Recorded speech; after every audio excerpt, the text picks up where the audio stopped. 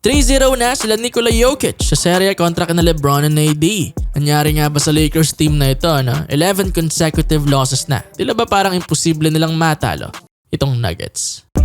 Same old story pa rin para sa Lakers this series, lalamang sa una, ngunit bibigay sa dulo. Tinapos nila ang bawat first half ng 3 games nang sila ang abante, tas nakakalamang pa nga ng malaki.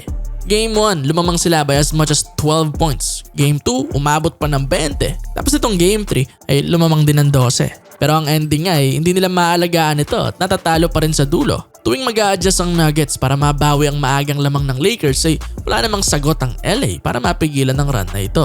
Kaya heto ngayon, 0-3 na ang Lake Show at almost impossible nang manalo sa serye dahil sa buong history ng NBA ay wala pang nakakabalik sa 0-3 na kartada. Yes, nandiyan naman si LeBron na nakaka-break ng history noon para sa comeback from 3-1 deficit pero iba kasi ang storya ngayon eh. Bukod sa kailangan niyang talunin ang napakalakas na Nuggets team na ito at 39 years old ng 4 games out of 4, eh yung mga teammates niya hindi rin masasandalan. Katulad ng nakaraang series, si D'Angelo Russell ay napaka-inconsistent pa rin. Nung Game 1, pangit ang laro niya. Game 2 maganda with 23 points. Pero ngayon, sa sumunod at home, ay 0 points naman ang ginawa nito in 24 minutes. Sila sana ni Austin Reeves ang inaasahang aangat dito bilang mga main guys na katulong nila LeBron at AD.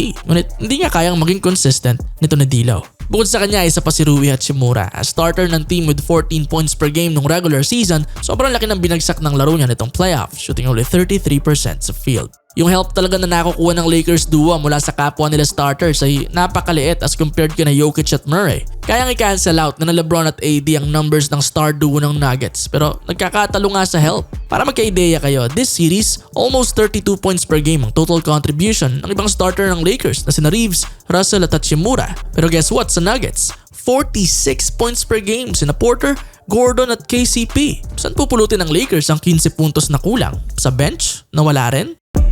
This will lead us sa difference maker ng serye na ito, ang silent killer nitong Lakers team, si Michael Porter Jr. Siya lang naman ang consistent na number 3 guy na wala sa Lakers. Maraming pumupuna sa pagiging bakaw niya pero yun talaga ang pinaka-role niya sa kupunan na ito di ba? Bucket getter. Takbuhan siya ng Nuggets team na ito kapag kailangan ng puntos, then didiskarte siya whether open na tira o napakahirap.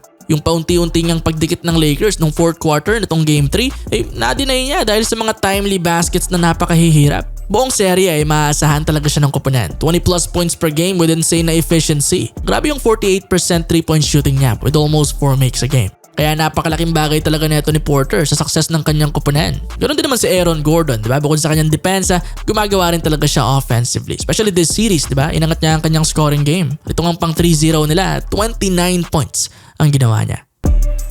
Sa kabuuan, mas malakas na kupunan lang talaga itong Denver Nuggets kaysa Lakers. Ayun lang yun, di ba? Sila ang defending champions for a reason. Yung ball movement, teamwork, defense, di ba? Yung superstar duo, may killers, good role players, great coach. Perfect na definition ng isang well-built na kupunan. Tila outmatch talaga ang LA dito as a team. Though may chance na sana sila nung game 2 na manalo kahit isa, na maaari ring mag-start sana ng something. Pero wala. Ngayon lumalim na ang hukay at tinaasahan na ang elimination. Parang ang question na lang ay kailan? Anong laro? Masasweep ba sila? Gentleman sweep? O ano? Ibang level talaga ang Nuggets at yung 11 straight losses nitong Lakers ang siyang patunay.